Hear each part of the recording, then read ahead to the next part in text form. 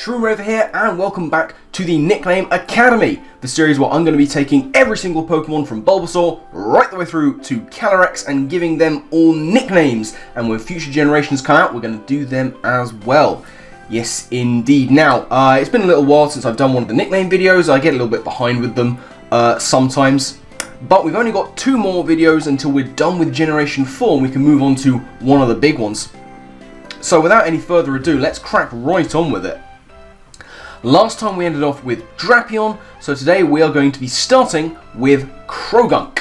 Krogunk is going to be named Expletive. Why are we doing this? Well, expletives of course are those nasty swear words and stuff like this, and in the Pokédex, Krogunk is known as the Toxic Mouth Pokemon because it's sort of based off the Poison Dart Frog, I think. But either way, if you're saying expletives and swears, you've got a bit of a dirty mouth, a bit of a toxic mouth, one might say. Which is why that is going to be the nickname for Krogunk.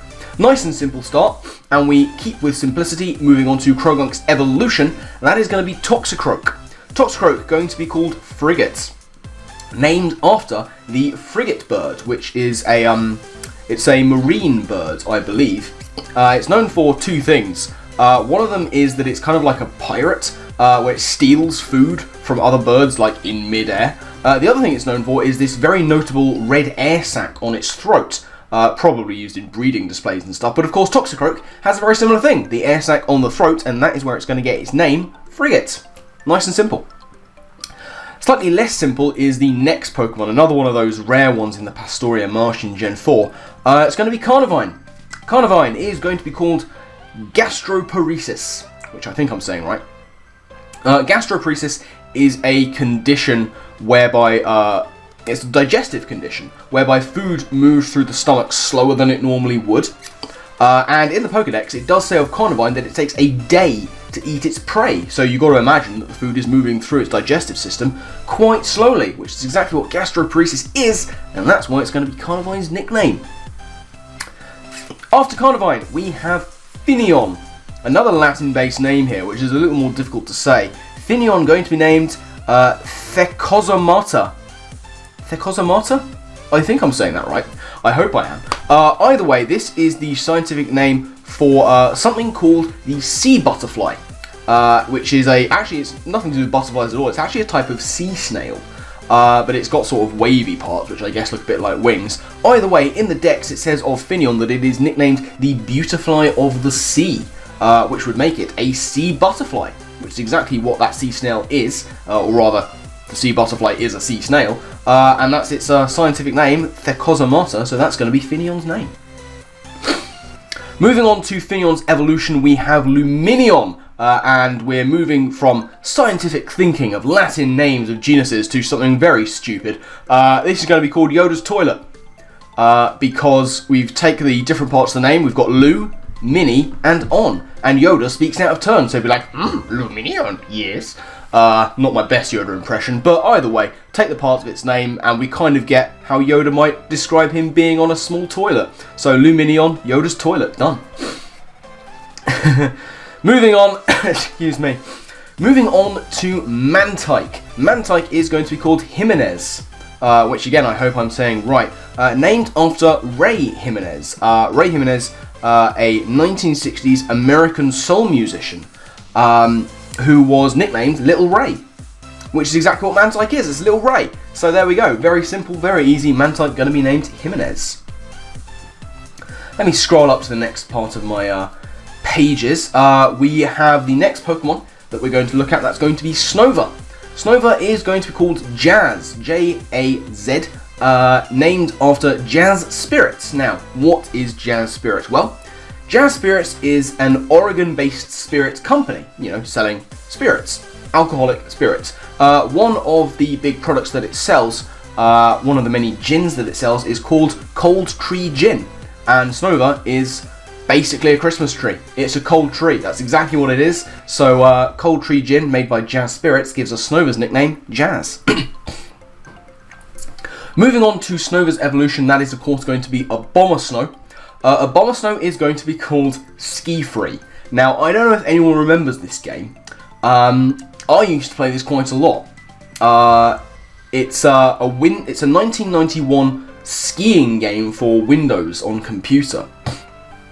And essentially what it was, you were this little man, it was a 2D sort of down scroller. You were this little man skiing down a mountain, you had to avoid like trees and rocks and other people. But either way, there was this monster at the end, and it was kind of this thing whereby like you couldn't get past the monster. By the time you got to the end of the course, the monster would just eat you. You had to be like on the complete opposite side of the screen and be going really quickly, nothing in your way, to avoid this monster that came at the end of the ski-free game. But in the Pokédex, Abomasnow is known as the Ice Monster, which is exactly what was hunting you, as it were, in the ski-free game. So Abomasnow is going to be called ski-free. And that's going to work for the Mega as well. There's no reason to really change it. Abomasnow just gets bigger and snowier. It's still an ice monster, so it's still going to keep the same nickname, ski-free. Done. Moving on to another ice type from Gen 4, we are really getting into the evolutions of previously introduced Pokemon right about now. And we're starting off with Weavile. Weavile is going to be called Ampoule, which is a scientific tool used in laboratory work, and it's just basically a very small vial, or one might call it a wee vial, because wee meaning small. It's a small vial, it's a wee vial. Weavile, Ampoule, done. After Weavile, we have Magna Zone. Magna Zone is going to be called Glenn Close. Why would we call Magna Zone Glenn Close? The actress Glenn Close, of course, famous for being in the movie Fatal Attraction. And the reason this is pertinent to Magna Zone is because Magna Zone has the ability Magnet Pull. In the metagame, in sort of competitive battling, it became very well known, Magna Zone, for running Magnet Pull with Hidden Power when Hidden Power was still a move that was in effect. It would run Hidden Power Fire to trap in the likes of Skarmory and Ferrothorn and get rid of those pesky, annoying Steel-type hazard setters. But yeah, it would use Magnet Pull to stop them fleeing, I should say, and then get rid of them. So it was essentially a Fatal Attraction. The actress, of course, being Glenn Close, giving her name to Magna Zone's nickname. Done. After Magna Zone, we have Licky Licky. Licky Licky is going to be nicknamed Diggums. Why is this? Well, it's named after Mulch Diggums, who is a character from I think one of the best book series that I used to read, Artemis Fowl. It's a great book series. I'm not going to go into what it's about. If you've read it, then you'll know. But I recommend it. It's really good fun. Either way, Mulch Diggums in the Artemis Fowl series is a dwarf. And in this series, with lots of magical creatures and beings, various magical beings have different powers, and dwarves have their own powers. Now, one of the powers that dwarves have in the Artemis Fowl universe is that their saliva is a sedative. It's apparently, according to the books themselves, it's a very little known fact that dwarf saliva is a sedative. Now, in the Pokédex about Licky Licky, it says that its saliva causes numbness, which is an effect of a sedative. So they both have this kind of sedating saliva, which is why Licky Licky is going to be nicknamed after him, giving him the nickname Diggums. Nice and done. After Licky Licky, we have Rhyperior. Rhyperior is going to be nicknamed Battery, named after the Rock Gun Battery, which is an artillery battery. I'm saying the word battery a lot, more than I've ever said in a short space of time, but it's an artillery battery in Gibraltar, or on Gibraltar, I should say. And in the Dex about Rhyperior, it says that it fires rocks from its palm. So that is effectively a rock gun, which takes the name from the Rock Gun Battery, giving the nickname to Rhyperior. Following from Rhyperior, we have Tangrowth. Tangrowth is going to be nicknamed Huu, H-U-U, named after the character from Avatar: The Last Airbender. Now, Huu in Avatar is a waterbending master. And he lives in the kind of swamp area, and what he does is, his kind of special thing is he uses the water in vines to completely encase his body in this kind of vine armor and use that as his weapon, and it kind of does look a bit like Tangrowth. Tangrowth having its whole body made up of vines and just the eyes in the center, and that's kind of where Huu is in his vine armor. So it's a very fitting nickname for Tangrowth. They look very similar and basically use the same kind of weaponry. Tangrowth is before Electivire in the Dex, so Electivire is next. I said that in a weird way. Electivire, going to be nicknamed Med School Blues. Why is this? Well, we're taking the two parts of Electivire's nickname, starting off with Elective. An elective, of course, is a placement taken as part of a medical degree. So that gives us the med school part of it. Where does the blues come from? Well, that comes from the other part, ire. Ire meaning anger or annoyance about something. So if you had anger or annoyance about that part of your medical degree, you would have an elective ire. Elective ire, med school blues, nice and done. The kind of parallel to elective ire, and that entire line has had its parallel in the Magmar line, but of course next we have Magmortar. Much simpler name here, it's going to be simply nicknamed Magnum. The reason for this is that a Magnum is a type of pistol, and a pistol is a firearm, and Magmortar is basically firearms and his arms are guns. It all comes together. His arms are made of fire, his arms are firearms, and their arms made of fire and their guns. It all is a bit of a mishmash, but it comes together to give us the nickname Magnum. And it starts with Mag, so you know, why not? After Magmortar, we have Togekiss. Togekiss is going to be named Romantic. The reason for this, and you won't be able to see it because of the font I use, but the T is very specifically capitalized on this. The reason for this, we're going to take the two parts of its name once again, Toga and Kiss. A kiss is a romantic thing. A toga was worn in ancient Rome, in Roman times. So you get Roman, the Roman part of romantic, and just in general, romantic being a kiss thing. So toga, kiss, Roman, tick, romantic. Nice and done. A bit of a silly one there, but we move on to Yanmega, which is much simpler. We have Sniper. Reason that we're going to give this the nickname Sniper is because of its Pokédex entry, which says it prefers to battle by biting apart foes' heads. Now that is nasty and disgusting, but also it's exactly what snipers do. They aim for the headshot. Made famous, I think, by Team Fortress 2, the sniper in that, with his basic catchphrase, boom, headshot. That's not necessarily where it comes from, but it's what made it, it's synonymous with it. Either way, both of them are aiming for the head, so that's why Yanmega is going to be named Sniper. Now we have more evolutions, hooray! Starting with Leafeon, and we're going with exactly the same style as we went with the initial evolutions of Vaporeon, Jolteon, Flareon. Leafeon, is going to be called Devonian.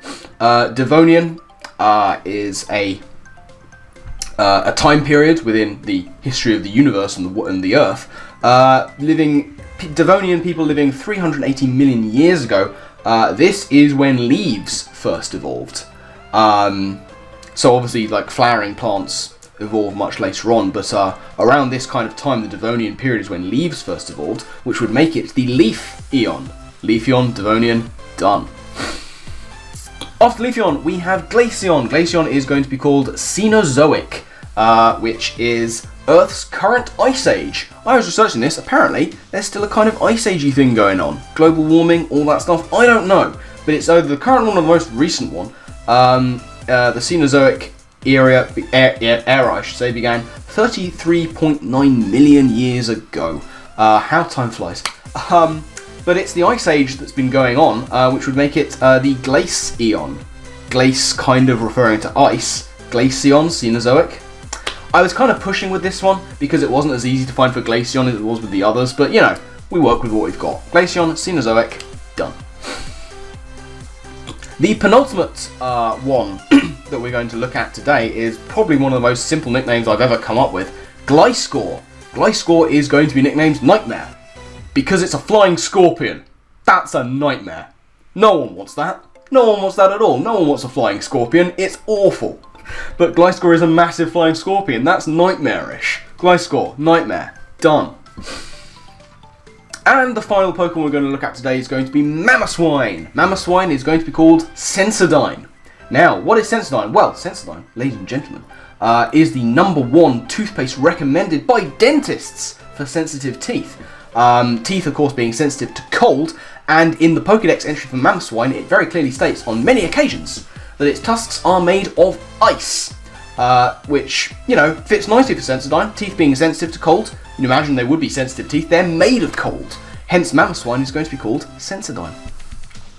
And that is going to wrap things up for this episode of the Nickname Academy. Thank you all very much for watching. I do hope that you've enjoyed. Remember, to leave down in the comment section. Leave the nicknames that you come up with these Pokemon. I love hearing about the nicknames that you guys come up with. It gives me joy and life. So please, please make sure you tell me the ones you use. And remember, every Pokemon deserves a nickname, so make sure you give them one. But I'm going to get out of here, having rambled on for far too long, so my final thank you to you all for watching. And I guess with that, I'll see you next time. Laters.